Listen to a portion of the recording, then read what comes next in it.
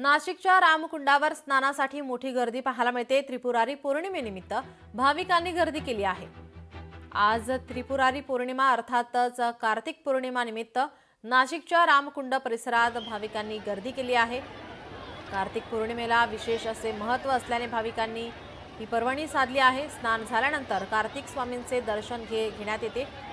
त्रिपुरारी पौर्णिमेला देवदीपा दिवाळी असं म्हटलं जातं। या दिवसाचे विशेष असे महत्त्व आहे। या ठिकाणी भाविकांची मोठी गर्दी रामकुंडावर पाहायला मिळते। याचाच आढावा घेतला आहे आमचे लोकशाहीचे प्रतिनिधी महेश महाले यांनी।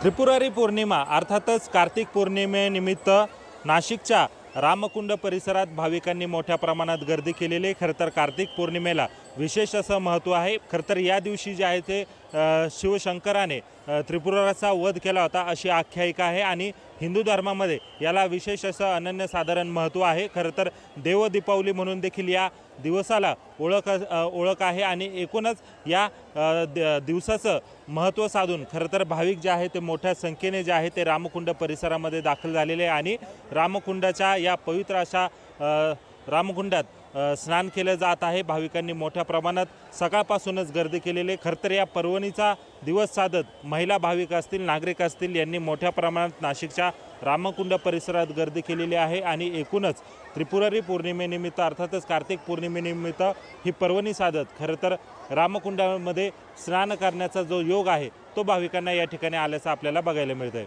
महेश महाले, लोकशाही मराठी, नाशिक। लोकशाही मराठी ऐका, पहा, जागरूक रहा।